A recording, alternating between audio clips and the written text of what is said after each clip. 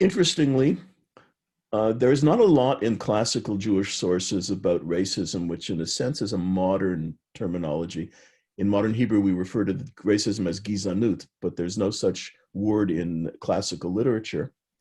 So the principles that we have in our sources are more general in terms of respecting every human being, B'Tselem Elokim Nivra Ha'adam, that we're all created in the image of God, right from the opening verses of Genesis. And the idea of ger lo toneh, that we're not supposed to afflict the stranger, the outsider. Kigirim hayitem beretz Mitzrayim, we were strangers ourselves in Egypt, and so we know what it's like to be the outsider, the outcast, and we're not allowed to do that. So in a sense, there's a lot of there are a lot of early sources that connect to sensitivity to those who may differ from us in certain physical ways, in certain cultural ways, maybe in religious ways. So we are enjoined, in a general sense, to behave, to be, as one Hasidic rabbi wrote not that long ago, in trying to say what does Judaism say about racism, his response was, "Don't be an idiot," which again is not in any classical source. There's no footnote to that, but saying common sense tells us that part of decency is respecting every human being. I want to take a couple of moments and just focus on the prayer for the country that is the theme of the evening, in a sense, because I want to dispel your concept. You may think this is an ancient prayer. No, it goes back as far as 1946. Prior to that, there were times when one would offer a prayer for the government that was not done out of love, but done out of obligation. And I have in my hand one that comes from a Siddur that I have in my library. That was an off-print. It was printed in Israel, but basically off-printed from a Russian Chumash. And so the prayer for the government is very specific in that Siddur, which is something that you would see, and I'll just read the opening line of it. Misheberach Avotenu, whoever, the one who blessed our ancestors, Abraham, Isaac, and Jacob, etc. Then it says, we ask prayers upon Anotenchuel Malachim, the one who gives glory to kings and queens, should bestow blessings upon HaKesar Nikolai Alexandrovich, Betishto HaKesarit HaKvoda Alexandra, I can't even pronounce the last name. So basically a prayer for the Tsar, specifying the Tsar by name. And remember the line of Tevye in A Fiddler on the Roof, when the prayer of keep the Tsar, prayer for the Tsar, keep him far away from us. There actually was a prayer for the Tsar printed in Siddurim. And so the prayer that we have, written by Louis Ginsburg, also known as Levi Ginsburg, a great expert on Midrash and Agadah, the author of the famous Legends of the Jews, a very, very important volume. He was a professor at the Jewish Theological Seminary in the first half of the 20th century. He authored the prayer that Linda quoted at the outset of the program, and it was a prayer that specified by name the President of the United States and the Vice President of the United States. So it was an American prayer. It wasn't a prayer for Canada. It was a prayer for the US. But the chidush, the addition, which did not appear anywhere else before, was a line that said, creating this true bond of, in the original version, brotherhood. It's now been, put in more general language, not specifying brotherhood, but humanity coming together, banishing hatred and bigotry, safeguarding ideals. That's modern. Again, it goes back now but 80 years, but it was just an addition to what was authentically a prayer for the government. Now, we in Canada co-opted the prayer in the newest Siddurim that we use. It no longer specifies the US because they understand that they're Jews outside of the United States. And so we had to, in the early years, some of you may remember this, that the page had a sticker on top of it. So we made it for Canada. We put the Prime Minister, the Queen, whatever. So because it was not that comfortable for us to be offering a prayer for the President of the United States when we were in Canada. But so basically this originated as a prayer for the government. And in Orthodox Siddurim to this day, where it exists, many Orthodox Siddurim have no prayer for the government. but the ones that do, like the Birnbaum Siddur did, and some of the more contemporary Siddurim, the Koren Siddur, some of the modern Orthodox Siddurim do have a prayer for the government, followed by a prayer for Israel. Art Scroll has no prayer for the government at all. And certainly those prayers, even the ones that are printed today, outside of Reform and conservative circles, talk nothing about brotherhood or racism or fairness. That's not there, just the prayer for the government, and that's all. So it has a very narrow history, but I do feel that in the mid-1940s, when these prayers were composed and that element of racism was put in, and that anti-racism was put in, just after the Second World War, just getting to understand what the Holocaust was all about, just learning the details and experiencing the extent of the grief and the loss and the horror. At that point, I guess there was a need that we have a sensitivity to those around us, and be aware of those who hurt, who suffer, and who are denigrated by society and not treated as society's equals. So that's the origin point. So it's a modern origin point, but it's not one that has deep roots in our history. So that's why it's so important to hear from our panelists today. And my honor tonight is going to be to introduce each one. I will introduce each one, and then they will tell their story.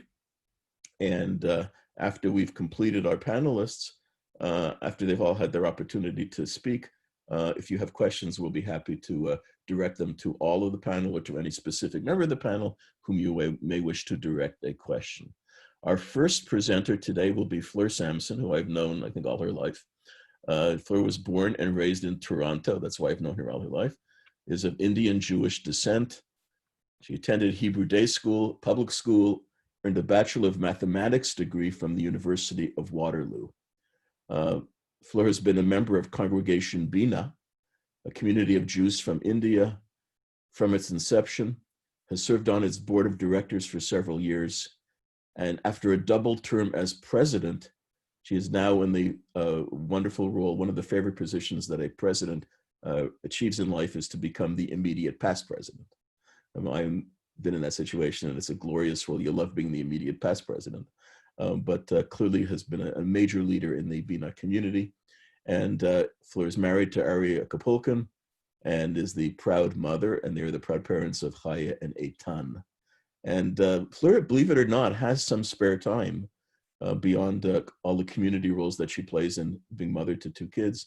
And in her spare time, Fleur loves to do puzzles, brain teasers, and also to travel the world. I guess that's a bit limited right now, so we're really going heavy on the puzzles and brain teasers. I turn things over to Fleur. Thank you, Rabbi Scheim. So, a white Jew, a Sri Lankan, and a brown Jew go to the airport. Sounds like the beginning of a joke, but it wasn't funny. After 9/11, I do not know how many of you were stopped by border agents. However, I can tell you I was, every time, without fail, by white and black agents alike. My brown skin put me in the category of potential terrorist. I worked for an IT company in Toronto. We had a client in Atlanta, Georgia, whom we visited frequently. In all our travels for this project, my white Jewish colleague was never stopped for a random check. However, my Sri Lankan colleague and I were stopped every time for random checks, going both ways in Canadian and US airports alike. One time when I was leaving the Atlanta airport and I was about to board the plane, and there was just one more random check that I had to get through at the gate. And there were 2 TSA female agents standing there. And one of them was about to let me go through without the check. And the other one told her, "You know you can stop anyone." "Yes, I know." "You know you can stop anyone." "Yes, I know." "Ma'am, step aside." And that's how I was spoken to. And I was forced to go through the random check again. And what surprised me was that both of these women were Black and had probably experienced racism themselves. Racism is something I face as part of my everyday life in society at large. But I also face racism within the Jewish community that is expressed by white Jews who are always questioning my identity as a Jew. It's not the same as asking someone who looks white if they're Jewish. It's the difference between asking a genuine question and using a semi-rhetorical, even sarcastic question to express doubt and disbelief that I can even be Jewish. My parents immigrated to Canada from India in 1966. My sister and I were both born in Toronto. My family moved to a Jewish neighborhood in North York in 1972. We were the first non-whites to move onto our street. Many of our neighbors made it clear they did not want a non-white family moving into their neighborhood, as the house would smell and be unclean, and we would bring down their property values. I remember my sister Sabrina and I were playing outdoors with another girl who lived on our street. We went over to her house, and her mother stopped me. She said my sister with lighter skin could come in, but I could not. She added that I could not be Sabrina's sister because I was Black. At the time, I was 4 years old. My parents both enrolled my sister and me at Associated Hebrew School. I was at Associated from senior kindergarten to grade 4. My grade 2 Hebrew teacher, who was Sephardic, treated me differently from the other students.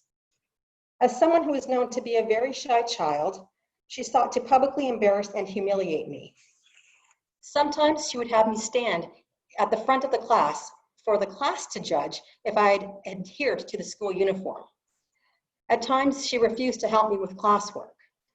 My experience with the students was no better. I did not have any friends. I was bullied by my schoolmates, hit, punched, kicked, thrown snowballs at, and called names. These incidents occurred in the classroom and in the schoolyard. This went on for some time. I started feeling physically sick at the very idea of going to school.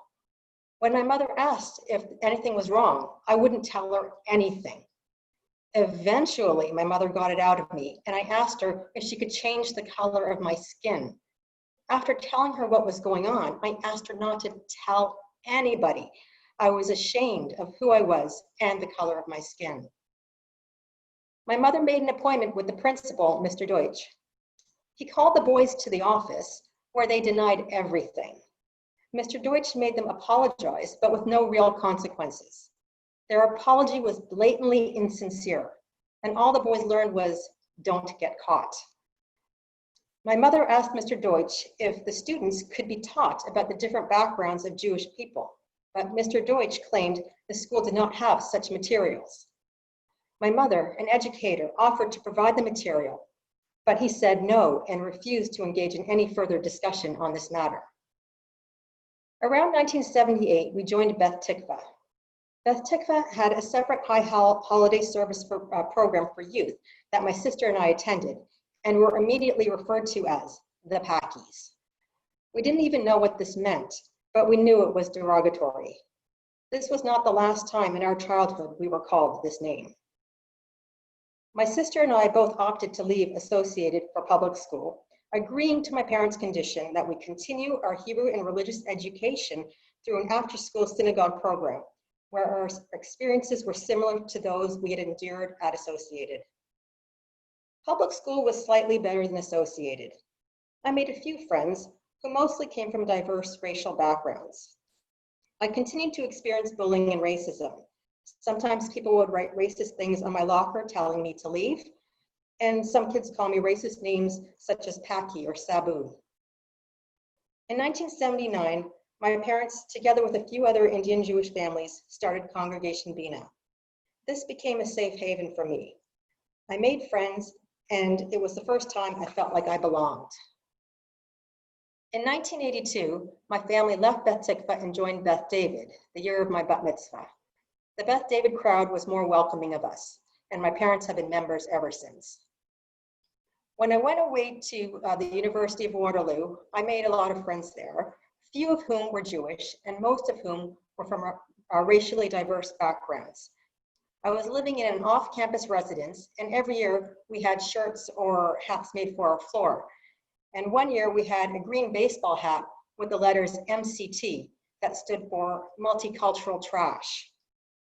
Although it was somewhat of a joke, it seemed to summarize how we felt about our experiences in the wider Canadian society. After I finished university, there was an occasion where my father wanted to go hear a speaker at, yes, Beth Tikva, and my mother refused to go. I didn't want my dad to go alone. I thought, well, it's been a long time. Things must be different now. And as soon as we entered Beth Tikva, almost immediately, an elderly white man approached me and asked me about my background. I told him that I'm an Indian Jew. And he asked, which one, in a condescending way. And I said, B'nai Israel. And he said, good, you're not one of the other ones that aren't really Jewish. And I was highly offended by this. I've never heard anyone make these kinds of assumptions about white Jews and whether they are really Jewish or not. Even though I wanted nothing to do with the wider Jewish community, my parents always etched into our brains that my sister and I were expected to marry a nice Jewish boy. The Indian Jewish community was small, which left the larger Jewish community. I went to many Jewish singles events with another Indian Jewish friend. When we walked into an event, we were generally ignored. Some people found us interesting, but mostly we had to deal with continually being asked, how can you be Jewish if you're not white? Or how can you both be Jewish and Indian? Did one of your parents convert?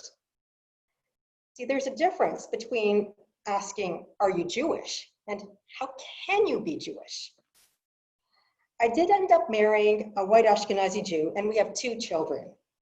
It was very important to us that our children receive a Jewish education. Funnily enough, we ended up selecting, yes, Associated for our kids to attend. It's better than it used to be. My kids are not experiencing the overt racism and bullying that I experienced.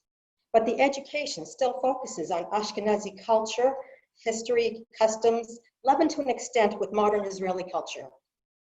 I think it would be beneficial if the Hebrew schools taught about diverse Jewish communities with different histories, customs, and cultures, especially as Toronto, as well as Israel, are home to so many Jews from different racial and ethnic communities from the diaspora. Walking into the associated parking lot at Finch and Bathurst is still difficult for me. I still don't feel like I truly fit in the Jewish community, partly because of how I feel from my past experiences, and partly because I'm still ignored by various parents. If Jews originated from the Middle East, and I'm not white enough to be considered a Jew, then why am I brown enough to be considered Middle Eastern?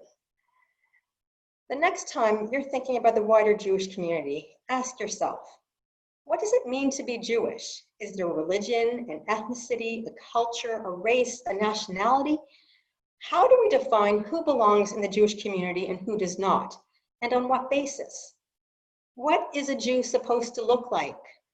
And more importantly, is this even pertinent to Judaism and religious observance? Is there only one way of being Jewish, one Jewish identity? What does that look like? Today, I've spoken about the past. It is important to learn from the past so that we can move forward to create a more inclusive Jewish community. I ask this of you. 1, listen. Non-white Jews frequently feel marginalized by the white Jewish community. Listen to our experiences and engage in open, honest dialogue to change preconceived notions. 2, educate. Learn about the different backgrounds of Jews. Teach our children that Jews are found all over the world with different practices, customs, traditions, physical features and skin color, food, dress, languages, but we are all Jews. And 3, communicate. Let's get to know each other. Let's all accept that we are different, and let's embrace and celebrate those differences that make us a truly global community. Through listening, education, and communication, we can make the change towards a better future for our children and future generations. Thank you.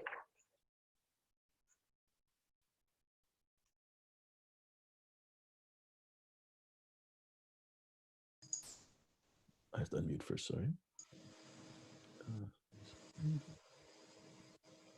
Okay, I am unmuted. Fleur, thank you so much for that really incredibly powerful recounting of your experiences in this community and getting to this community. And we've learned a lot from what you've said. It's been difficult to hear, but important for us to hear. And I just want to recognize your parents who were on the Zoom, Anne and Saul, because your sister was on a Hadassah Zoom throughout the US a couple of weeks ago, which I saw, telling much of a very similar story.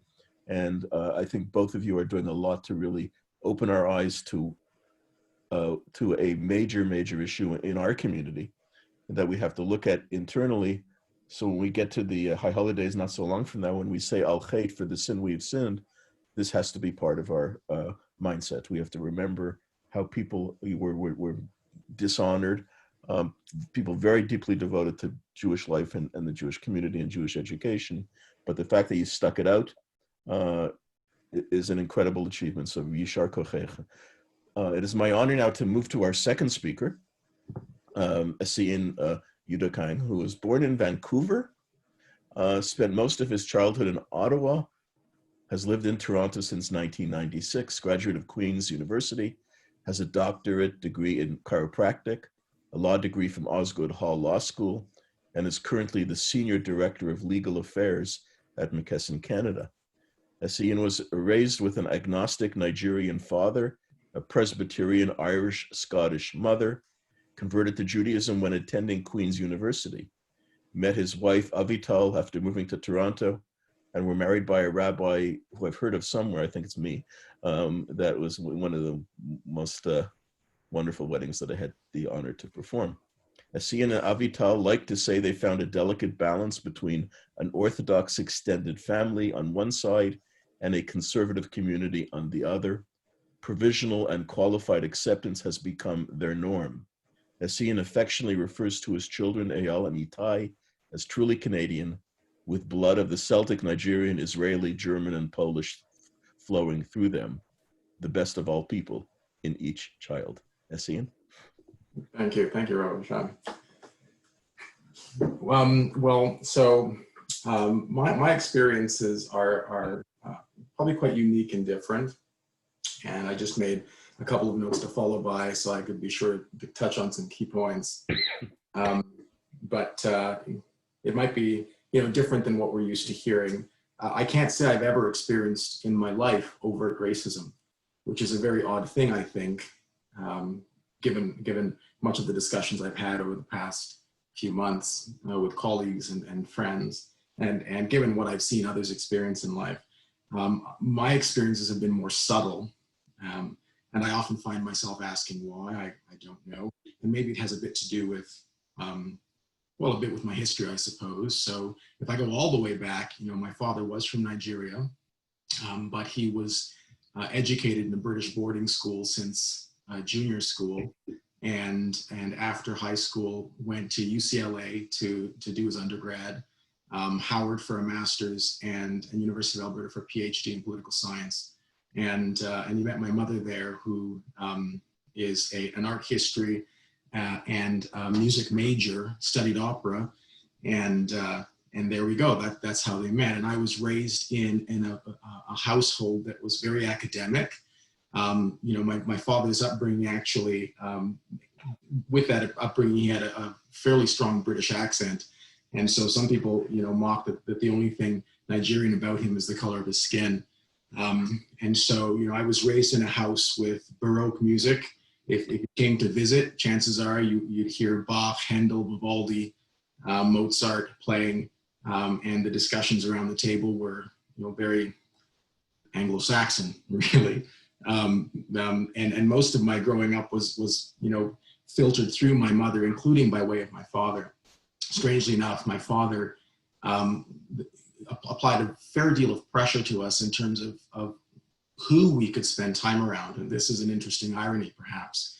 I found him often judging my friends and peers, sometimes by the color of their skin, and taking his experiences and projecting them outward into the world around me and creating a fence and filtering my experiences through that, so that I essentially had a very sort of Canadian Anglo upbringing.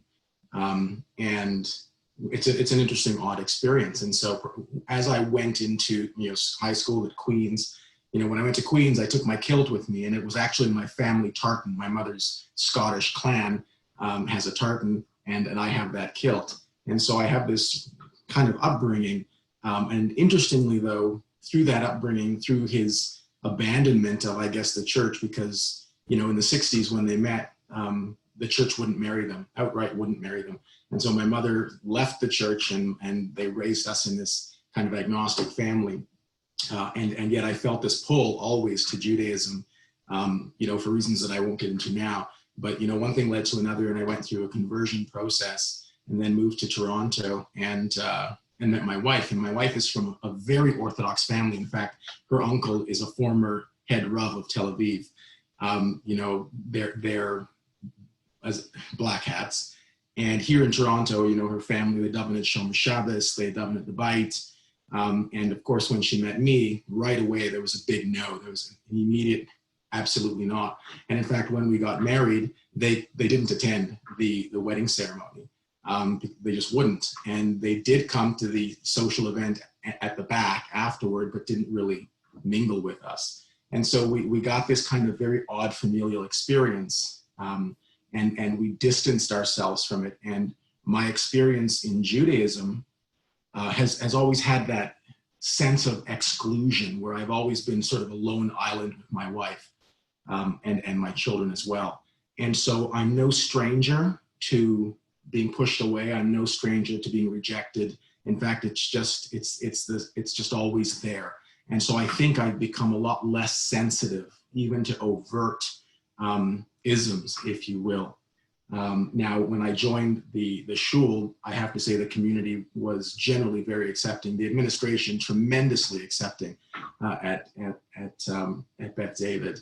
And there are a number of families who just embraced us. A lot of them shared things in common with us, like a love of Scotch, for one, David. And, you know, just a general fun tendency. And my wife and I have been invited many times to be involved in part of the community. And we've developed sort of a small social network there, which is really great. But then sort of to my experience of I guess I'll call it a culture of exclusion, really. It's interesting. There are a lot of polite niceties, and I sense that, you know, we've all played Jewish geography, and I get it all the time. And it's sort of the beginning point of a realization of a not belonging. You know, I've always got my wife in hand, and so she is definitely my ticket into the game. Like, she lends me legitimacy straight out, and no one ever questions that and questions the family, but it just kind of comes to me. And whenever I'm asked, I always say, well, I'm from Vancouver. And then that sort of creates an extremely puzzled look in the questioner, and it's followed by, well, no, but where are your parents from? And then I lop over to my mother and I say, well, my mother's Irish Scottish, really, historically. And that's still not good enough. No, that doesn't make any sense. The other, is there anything else in there? And there's this searching for just to peg something. And finally, when I say, oh, this is my background, there's this sigh of relief. And finally, oh, thank goodness, you know, I get where you're from. And then there would be sort of a filter applied and a subtle distance imposed over time. And you know, over the past many months, we talk about microaggressions in my profession. Certainly the work that I've done on Bay Street, the firms that I've been part of, are very much into advocating for diversity and inclusion, at least at the front end. When you get inside and you start to see what goes on, you really don't see a lot of that. It's vastly lip service. But microaggressions is kind of a term that we've all come to know, where you kind of get a subtle tension or judgment that isn't applied to other people who don't, you know, look like you.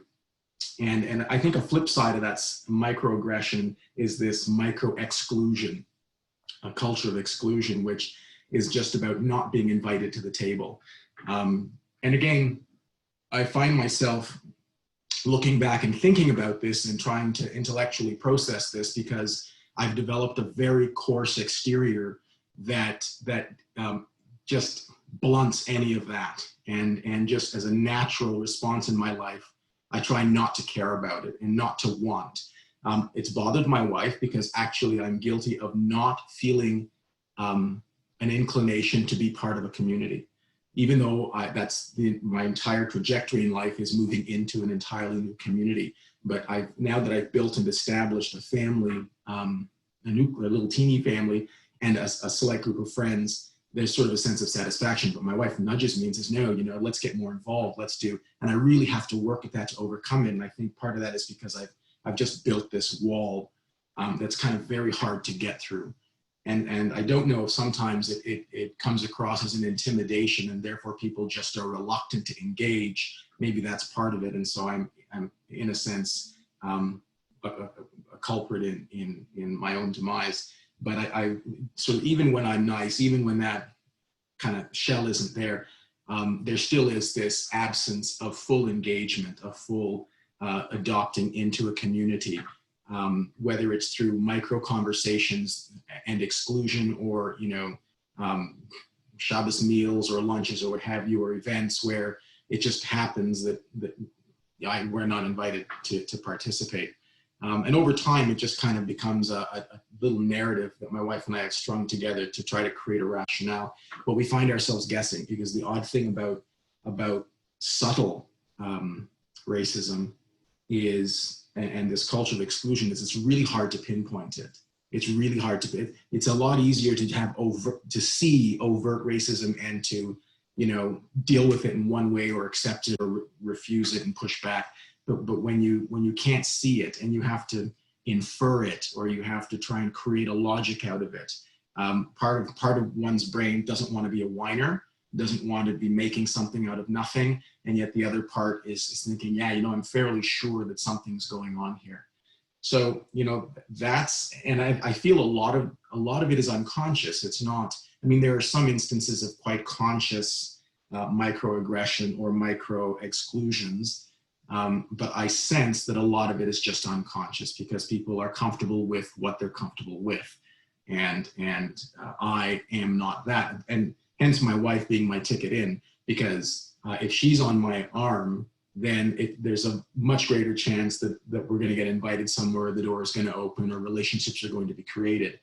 If it's just me, that's not going to be the case. It was actually very interesting at the beginning, before we were married, because when I came to Toronto, I spent about 5 years with Aish Torah.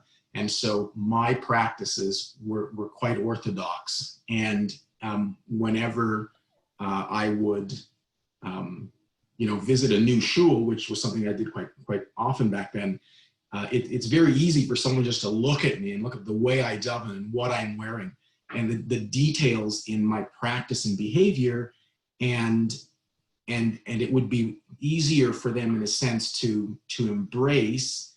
And so I would think that would create an acceptance, and I certainly would see it with others, but that didn't seem to be the case. Even though I would demonstrate a full practice and one that was fairly observant, it still didn't seem to pass muster, And so now here we are, part of the community. Happy where we are, happy with the friends we've made at the shul. We think it's a fantastic shul, by far, a great experience of ours. Both our children, well, one of them had their bar mitzvah there and the other had it in Israel just the other year, but both our children love the shul as well. But we have our own little teensy community. That said, whenever I go in on Shabbos or on a Yantif, it doesn't go unnoticed. Sort of our experience is quite relegated to that handful of families, and the Rav, of course, and David. So that's me. Essien, thank you so much. And the contrast, in a sense, between Fleur's childhood experience and where it was very overt racism, and yours, which was the more subtle variety, a microaggression as you described it, tells us that both are still there, even though one is sometimes going to engender more response. Not every racist wears a hood and carries a torch.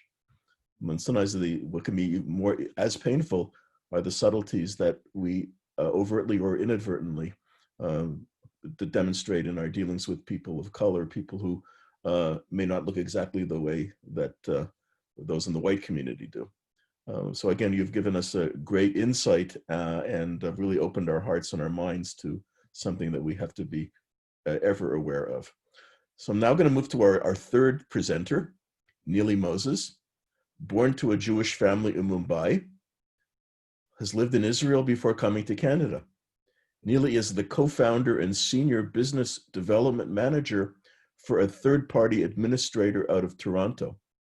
Neeli, her husband Carmi, daughter Noam, immigrated from Israel 14 years ago.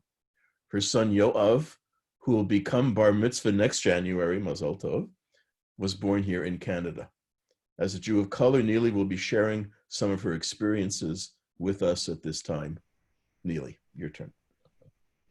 Thank you so much, Rabbi Scheim, and thank you everybody for joining us today. Before I start telling you a little bit about myself, I have a question for everyone. When you meet someone new, what are the questions you ask them? Usually, we start by asking questions like, who they are, their names, and where they're from. But when a person with my color is asked these questions, usually even today, and especially in a Jewish setting, I actually get a few bonus questions, such as, your last name is Jewish, but you don't look Jewish. Or how come you're Jewish? Did you convert? And I always wonder if, there is a textbook definition of how a Jewish person should actually look like. Who decided that a light-skinned person qualifies as a Jew, and just because of my skin color, I automatically disqualify? Now that I have you guys thinking a little bit, allow me to introduce myself. My name is Neeli Moses, and I'm a proud Indian Jew. I was born in a Jewish family, and to answer everybody's question, no, I did not convert. Neither did my parents or my grandparents. Growing up in India, my family and I never experienced anti-Semitism or racism, actually.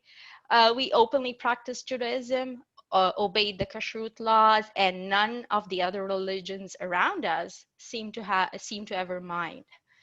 And just like any other Jewish person in this world, our life's highlights would be Shabbat, Passover, and the high holidays. The only difference was our karoset was made out of dates and walnuts, and we did not eat gefilte fish for holiday dinners. In my early teens, my family decided to do the Aliyah. And actually, that was the very first time I ever experienced racism. Don't get me wrong, I'm thoroughly grateful for the Israeli government for doing an amazing job at organizing special study programs for new immigrant kids, and that was of tremendous help for me, growing up and going through the military and actually educating myself in Israel and everything. But what they failed to do was they never promoted diversity among students. During high school, I was always called Hahodit, the Indian girl. And I don't think anyone ever bothered to know what my real name was. My experience in the IDF was a little better, as there was some awareness to diversity in the Army. But hey, I never lost that nickname of mine. Even in the Army, I was always called the Indian girl. But serving the Israeli Army was the best thing that could ever happen to me, as it shaped my attitude and taught me how to be an Israeli. What has bothered me the most during my whole experience in Israel and also coming to Canada was like we're always, as Fleur mentioned before, like we're always expected to prove that we're Jewish just because of our skin color.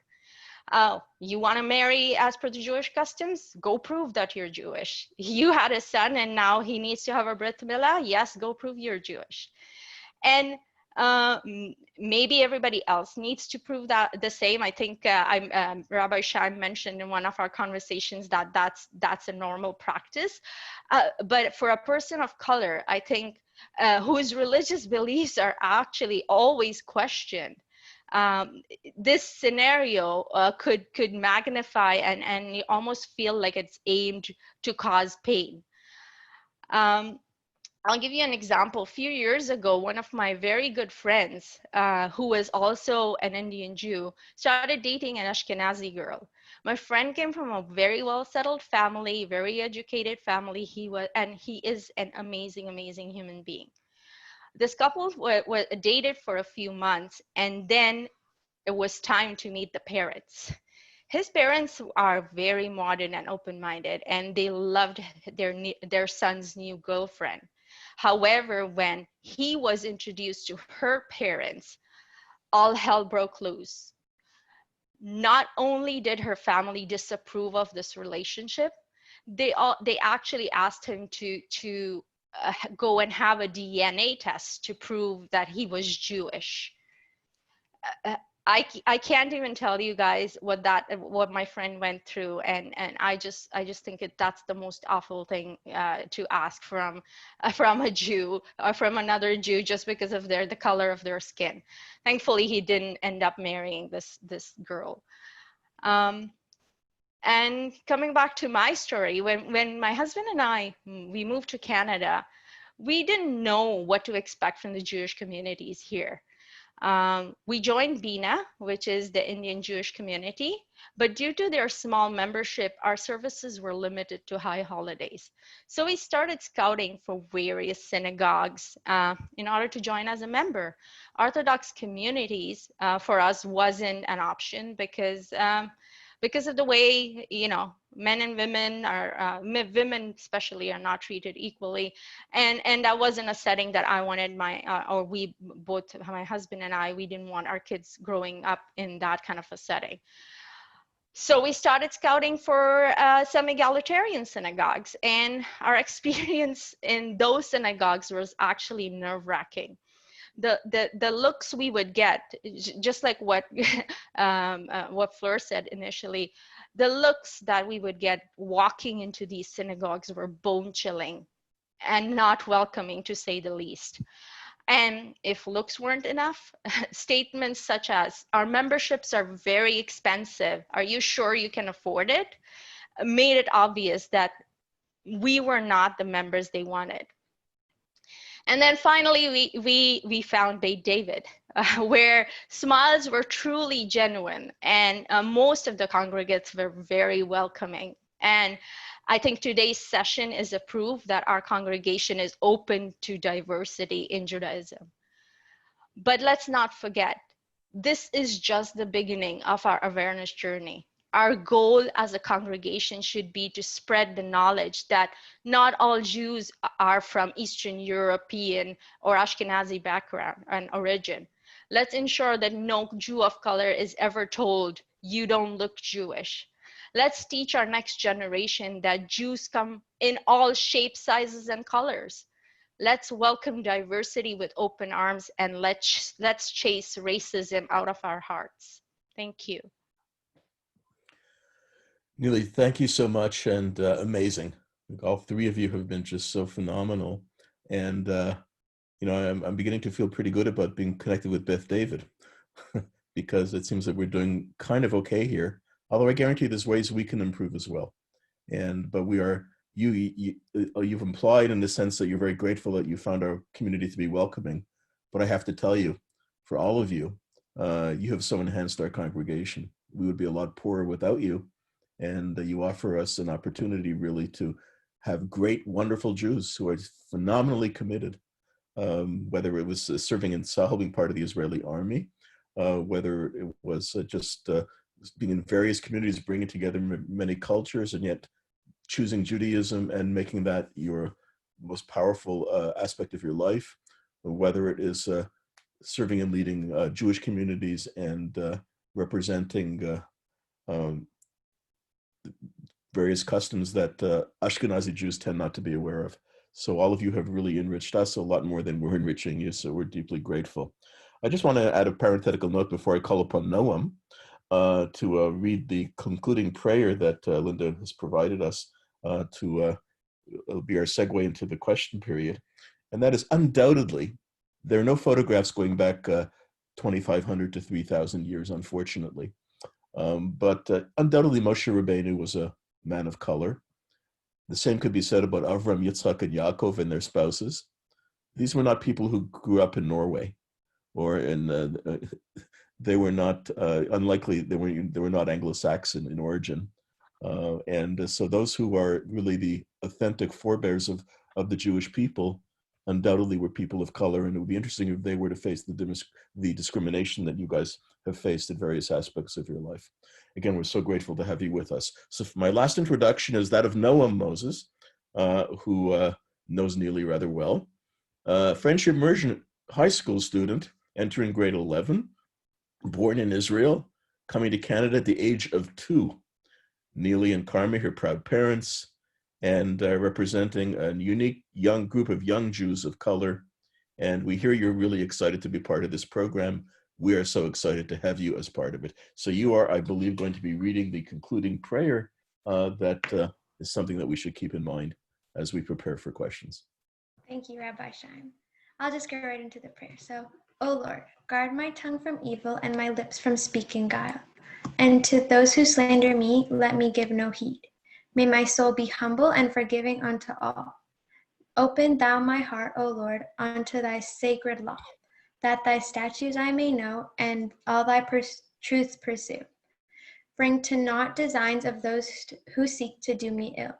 Speedily defeat their aims and thwart their purposes.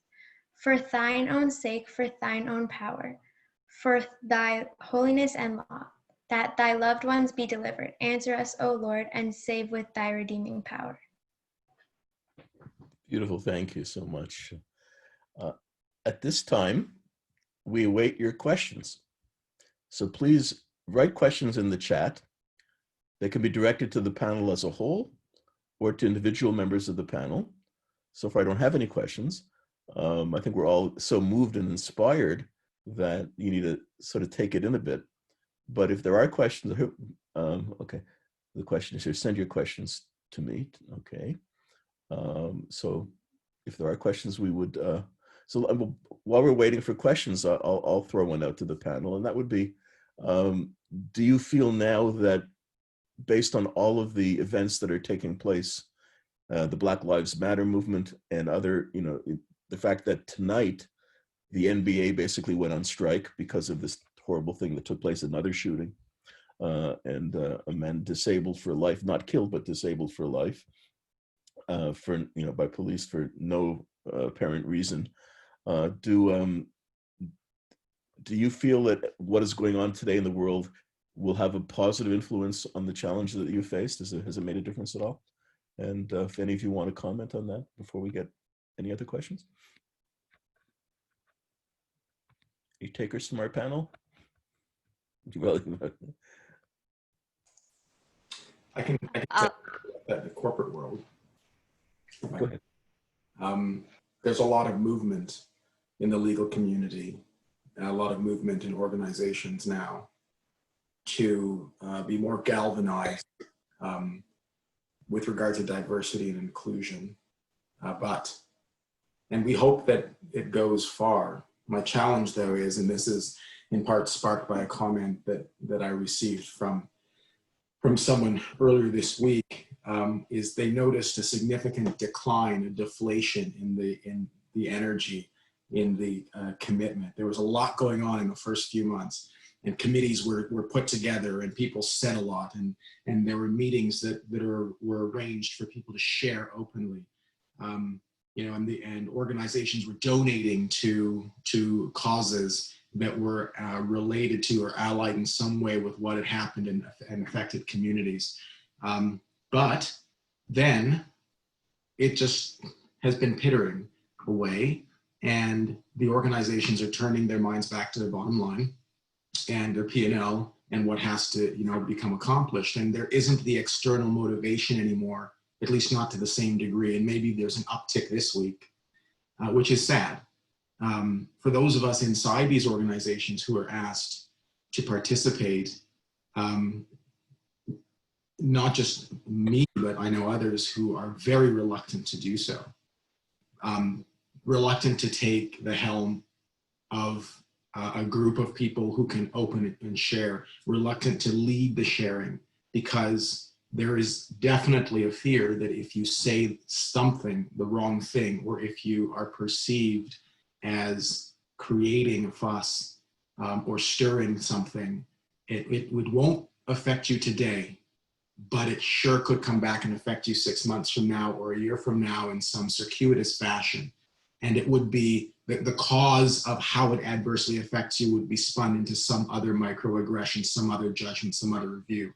It's terrible to have that thought. It's terrible that I think like that, but it's very hard not to think like that, because organizations are still littered with people who have this unconscious bias that are outwardly happy to participate and hopefully will change the organization, but might not.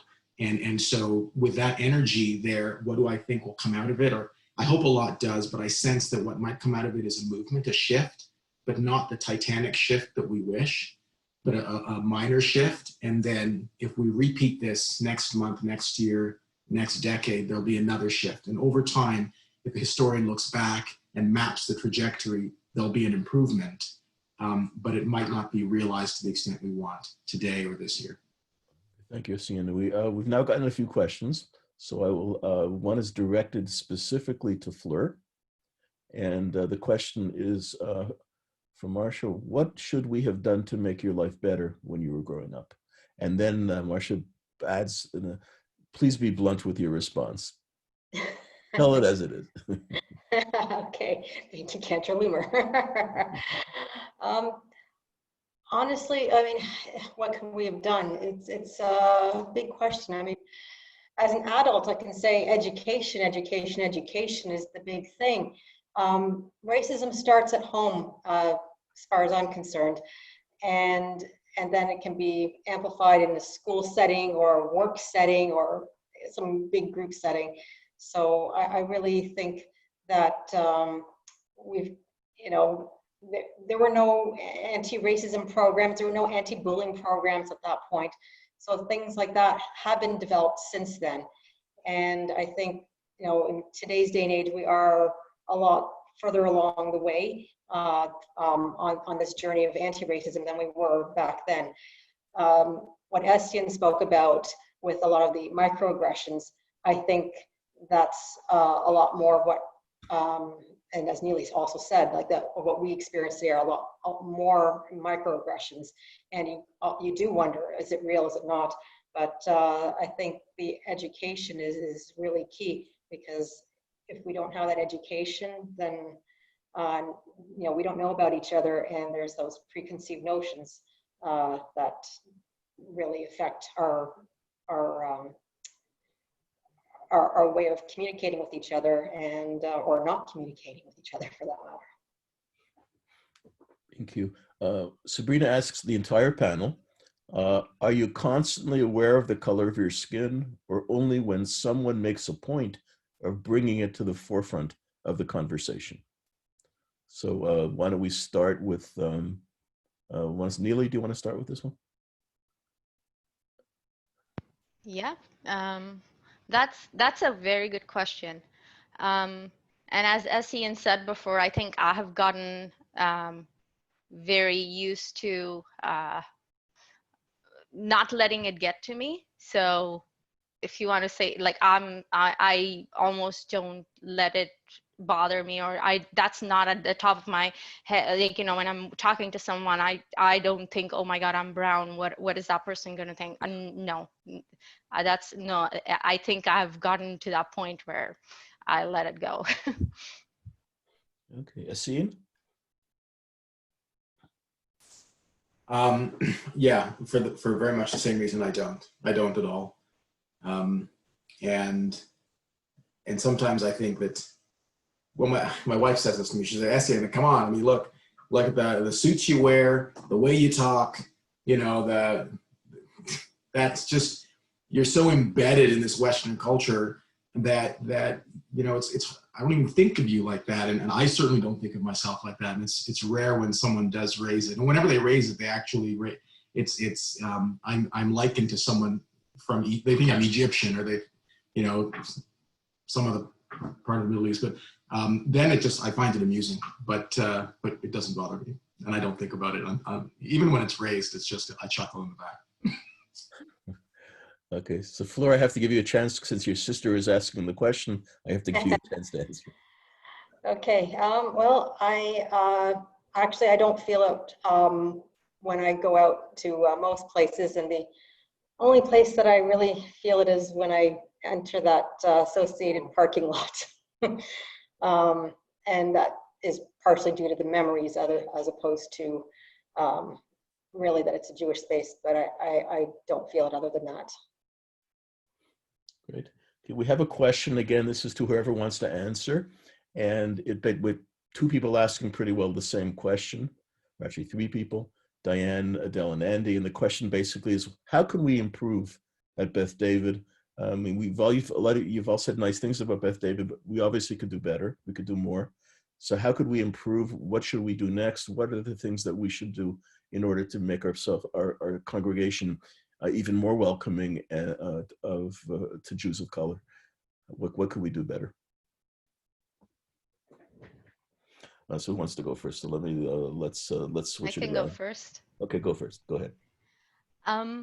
I personally think a lot of things, or a lot of these aggressions happen because we're looked at as if we're a threat to the Jewish community or the synagogue we're walking into, and just, I guess, getting to know us better, getting to know our customs better might help people understand that we're not that, that alien that dropped from a spaceship.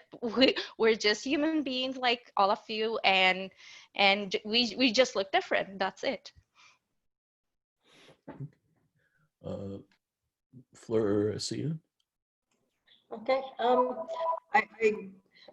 I agree with what Neeli said, and I think a key thing is actually, when you see us in synagogue, come and talk to us and get to know us, and that's really it. It's mainly you get to know us, and we'll really talk about our, how we have some different foods that we celebrate with Rosh Hashanah or Passover, and there's plenty of lovely things to talk about, and we would love to get to know. We'd love to get to know you also. So I think that's really it. When we get back to having public gatherings in shul, in a normal sense, that'll be number one on our list. We have to really encourage that, to really take advantage of your experience, to learn about what charoset tastes like in India. I mean, to learn about these things that we should know, and because it's just so enriching. It's so wonderful. Essien, did you want to add to this question? Sure. I guess I think maybe individually, which we can still do under the COVID scenario, is to reframe our neural network, if you will, are really, I guess, three things. Be self-aware, just be more self-aware, and question your assumptions. And that's very difficult to do because, we've grown up with this matrix that we interpret our world through. It's our teddy bear, it's our comfortable blanket. Why would we question that? But we have to question our assumptions and really disrupt our defaults. And then lastly, I would say open your inner circle, which ties into what our other two guests were saying today. Just reach out and open that inner circle. And the wider it gets, the more you include others in your conversations, the more you realize that there is more. Thank you. All of you have children. And so Karen wants to know the experience of your children. Are they feeling racism or microaggressions or not? And do you want to take that, because you're already on the screen, you're in a big window. Essien, do you want to start, and then you unmute? Okay, sure, I will. Do they? My children, their experiences really historically had more to do with their physique, not so much whether their experiences associated, for example, were really awful because they were both fairly chunky boys. But in terms of their Judaism, no. And if you look at my children, though, I mean, they're both white-skinned boys. One of them has curly hair, but blue-gray eyes. Lips like mine. He's a terribly handsome boy. But you know, he doesn't experience anything like that. Interestingly, my older son has, but in a reverse way, from the Black community. He goes to an art school in Scarborough called Wexford School of the Arts. And because of course his father is from the Black community, we speak a certain way in our home when it comes to understanding and dialoguing about things. And so he takes that dialogue, he takes that understanding to school, and he has been outright challenged by other Black students to say, "You're racist against Blacks. How could you talk like that?" Because they've never seen his dad. And there was, recently an incident. We got a call from police in order to advise us about it, because someone had started up a chat channel on Instagram where they called him out as being a racist, and one of his, he's not part of the channel, but one of his peers piped up and said, "You idiot, don't you realize his dad is Black?" And that shut down the entire conversation. So it's very funny, isn't it? Again, I guess that oddness in our life is they're not experiencing it in the way that we think they might be, but they're still struggling with the balance between the two sides of who they are. Thank you. Fleur? My kids have not experienced racism. I can't even think of one example where they have experienced it, thank God. And I mean, the only thing that I've ever heard, one of my daughter's friends was saying to her that she's not white, but it was more of a matter of fact, like they were having a conversation about it, but there was no racism, not at all. Cool. Thank you. And Neeli. Well, I think the schools are doing a good job. Like, at least I see the public schools, they are actually raising awareness for diversity and stuff like that. So I just asked Noam just before our session, I said, "Hey, have you ever experienced anything like that?" And she denies it. So I'm going to take that as Fleur said, thank God that they haven't. And yeah, and I guess it's just about raising that awareness of, being diverse and different. Thank you so much. And we're going to now go into the final question. And I'm grateful for all of the really good questions that have been asked. So the question here is, how do we amplify the voices of the Black, Indigenous, people of color? How do we amplify their voice? How can we do to make others hear the voice that you have, that all of you have, in terms of wanting to help us create a better world?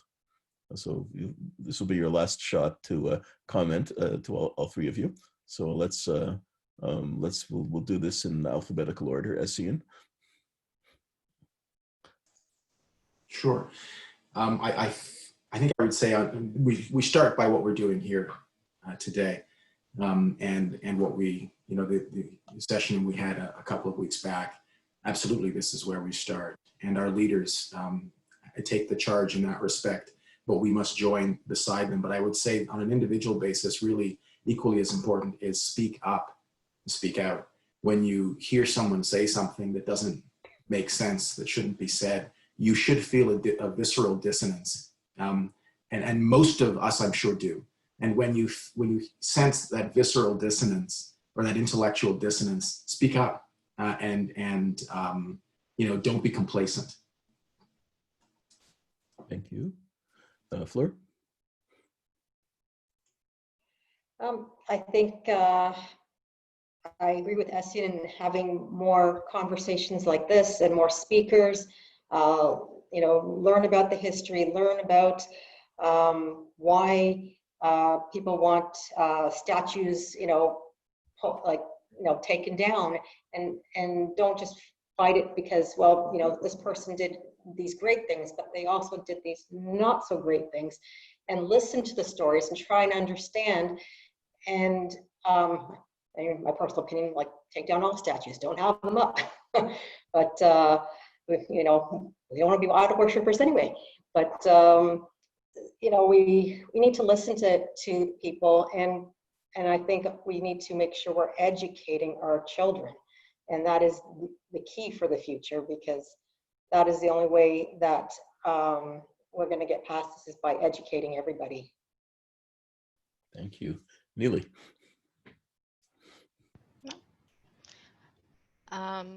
I agree with my fellow panelists. That's absolutely key. But I think what was unique about today's setting and today's session was when Linda actually called me and said to me, Neeli, we need to tell them our story. We need to tell everybody your stories, like have a personal experience actually displayed out there.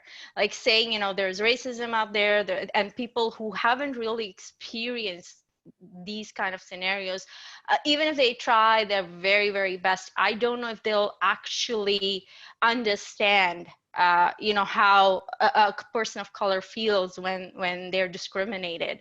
And I think having stories, having my experience, Fleur's experience, Essien's, it actually helps them comprehend this concept that might be very far away from where they are at, or they have never experienced it, understand it better. So I think telling more stories and having these kind of sessions would absolutely help make this, you know, more, how do you call it, amplify the message.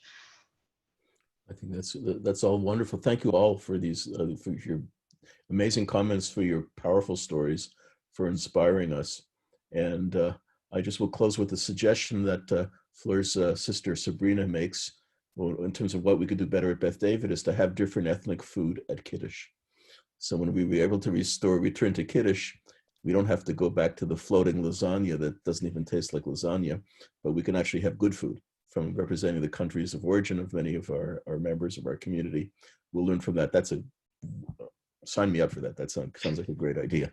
Now I'm honored to turn things back to the person who made tonight possible, to Linda. Thank you, Rabbi.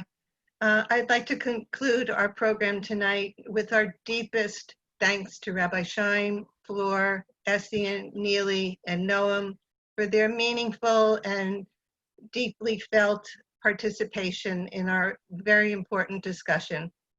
Thank you too to Rabbi Walker for her technical help with Zoom, for which I have no expertise at all.